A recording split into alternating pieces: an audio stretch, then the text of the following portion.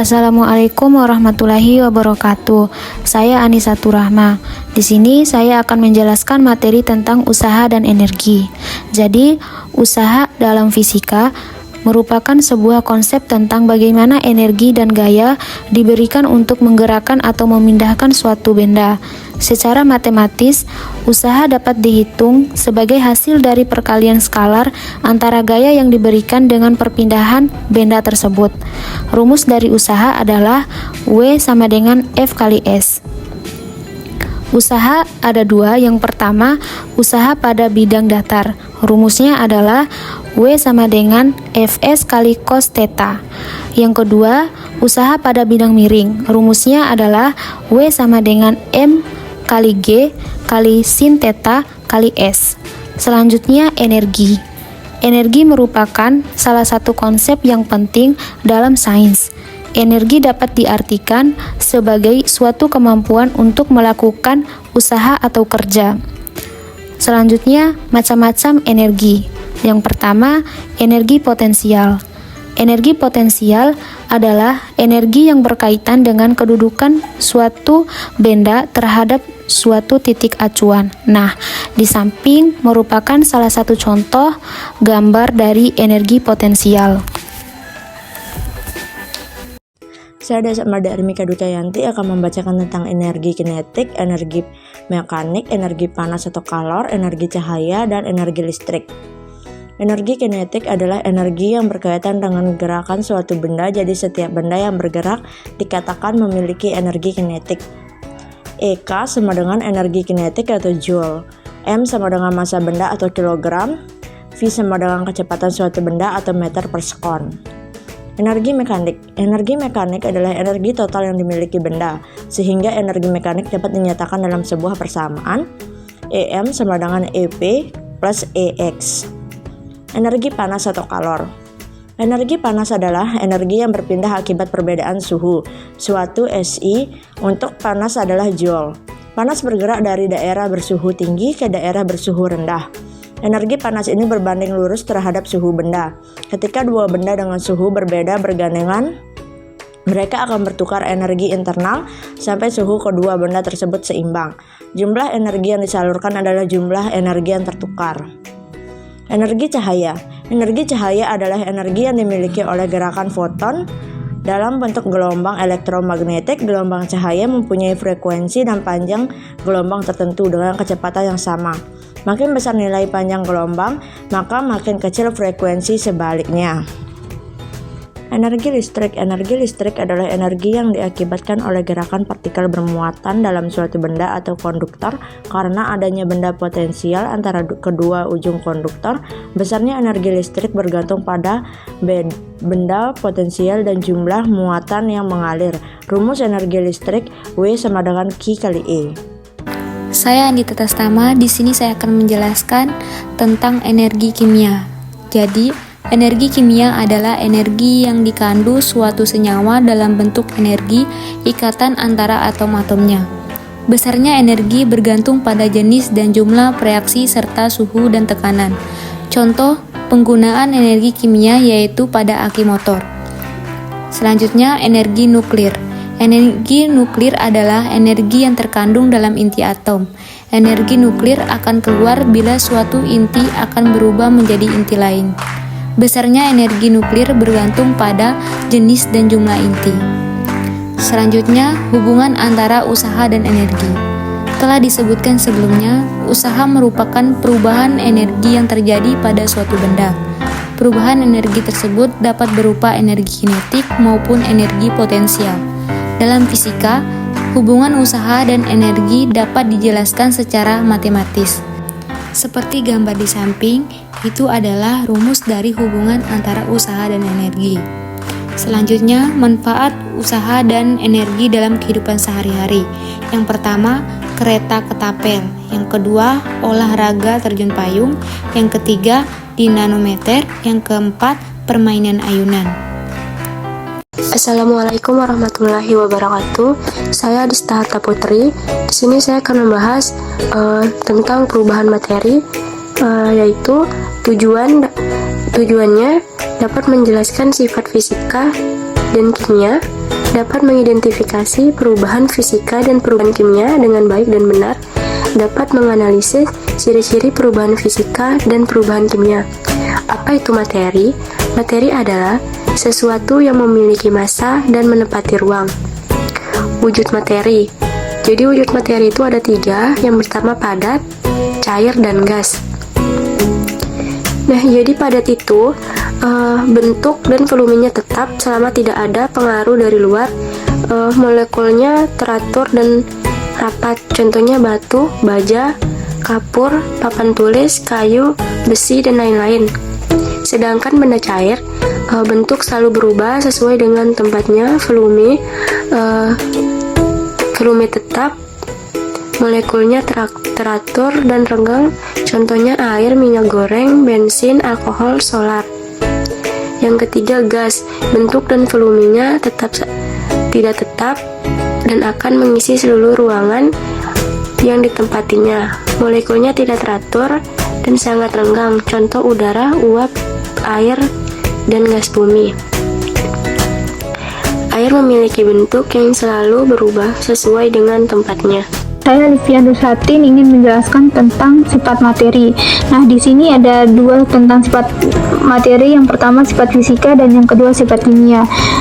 Sifat fisika adalah sifat yang berhubungan dengan perubahan fisik materi. Yang pertama wujud, yang kedua warna, yang ketiga rasa, yang keempat aroma, yang kelima kerapatan, yang keenam kelarutan, yang ketujuh kekerasan, yang ke-8 titik didih, yang ke-9 titik beku. Selanjutnya sifat kimia. Sifat yang menunjukkan kemampuan suatu materi untuk melakukan reaksi kimia. Yang pertama mudah tidaknya terbakar, yang kedua mudah atau tidak mudah membusuk, yang ketiga mudah tidaknya berkarat, yang keempat mudah tidaknya bereaksi, dan yang kelima fermentasi. Nah, di sini selanjutnya saya akan menjelaskan tentang perubahan materi. Di sini ada 2 tentang perubahan materi. Yang pertama perubahan fisika dan yang kedua perubahan kimia. Perubahan fisika adalah perubahan yang tidak menghasilkan zat atau materi baru.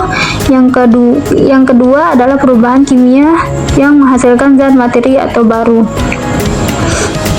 Nah, selanjutnya saya akan menjelaskan tentang perubahan fisika atau perubahan kimia. Perubahan fisika adalah perubahan wujud, perubahan bentuk, perubahan ukuran, pelarutan. Sedangkan perubahan kimia adalah perubahan warna, perubahan suhu, pembentukan endapan, dan pembentukan gas. Selanjutnya adalah es mencair, kayu menjadi kursi, beras digiling menjadi tepung beras, dan pelarutan gula. Setelah itu daun kering dan dari hijau menjadi kuning, pembakaran kertas, kapur dimasukkan dalam air, petasan meledak. Itu saja pemaparan dari materi saya. Assalamualaikum warahmatullahi wabarakatuh. Saya Akram Rabbani. Di sini saya akan membahas materi tentang listrik. Yang pertama, konsep definisi listrik. Jadi, listrik adalah rangkaian fenomena fisika yang berhubungan dengan kehadiran dan aliran muatan listrik. Listrik menimbulkan berbagai macam efek yang telah kamu ketahui seperti petir, listrik statis, induksi elektromagnetik, dan arus listrik. Selanjutnya, berbagai sumber energi listrik dalam kehidupan sehari-hari serta cara kerjanya. Beberapa sumber energi listrik dalam kehidupan sehari-hari diantaranya yang pertama, pembangkit listrik tenaga uap atau PLTU. PLTU menggunakan uap air yang dihasilkan dengan memanaskan air menggunakan bahan bakar fosil seperti batu bara, minyak, atau gas. Uap ini memutar turbin yang terhubung dengan generator untuk menghasilkan listrik. Yang kedua, pembangkit listrik tenaga air atau PLTA. PLTA memanfaatkan air yang menggerakkan turbin hidrolik Air alirkan melalui turbin, menghasilkan gerakan yang diterjemahkan menjadi energi listrik.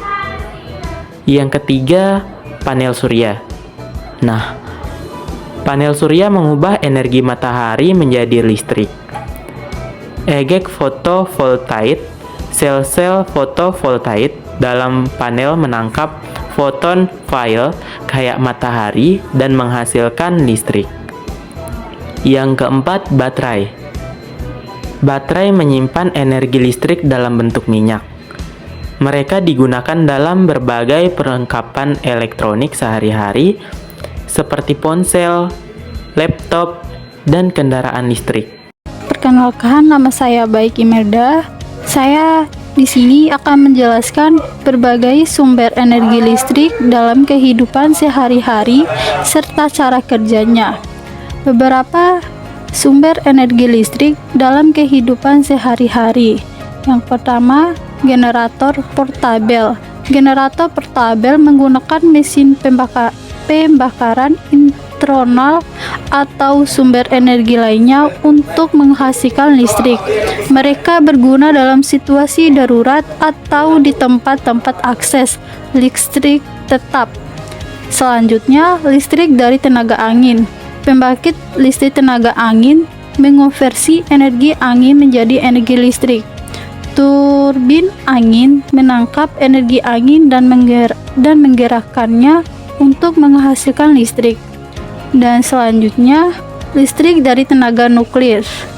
Pembangkit listrik tenaga nuklir menggunakan reaksi nuklir untuk menghasilkan panas yang kemudian digunakan untuk menghasilkan uap dan menggerak turbin untuk menghasilkan listrik. Dan selanjutnya, setiap sumber energi listrik memiliki kelebihan dari kelemahan serta dampak lingkungan yang berbeda. Penggunaan yang bijak dan berkelanjutan sangat penting dalam memenuhi kebutuhan energi sehari-hari. Assalamualaikum warahmatullahi wabarakatuh. Baik, saya Astri Lawati. Saya akan menjelaskan benda yang menggunakan energi listrik meliputi: yang pertama, lampu pijat dan lampu LCD digunakan untuk penerangan di rumah, kantor, dan tempat umum. 2. Kipas angin dan AC untuk pendinginan udara di rumah atau ruangan. 3. Kulkas dan freezer untuk menyimpan makanan dan pendinginan makanan. 4. Komputer dan laptop digunakan untuk pekerjaan, hiburan, dan aktivitas lainnya. 5. Ponsel dan tabel untuk komunikasi, hiburan, dan pekerjaan. Yang keenam, televisi digunakan untuk menonton program hiburan dan berita. 7. Mesin cuci untuk mencuci pakaian. Yang kedelapan, kentel listrik dan microwave untuk memanaskan air atau makanan. Yang kesembilan, alat-alat dapur listrik, misalnya blender, transfer, dan oven listrik. Yang kesepuluh, kamera dan peralatan elektronik digunakan dalam fotografi dan produk videonya. Baik, yang selanjutnya, perubahan energi listrik dalam kehidupan sehari-hari. Energi listrik mengalami perubahan bentuk dan penggunaan dalam kehidupan sehari-hari. Yang pertama, pembangkitan energi. Yang kedua, transmisi dan distribusi. Yang ketiga, konversi di rumah tangga atau bisnis. Yang keempat, konsumsi di alat elektronik. Yang kelima, pemakaian dalam transportasi. Yang keenam, pemanfaatan baterai. Yang ketujuh, energi kembali ke jaringan. Sekian dan terima kasih.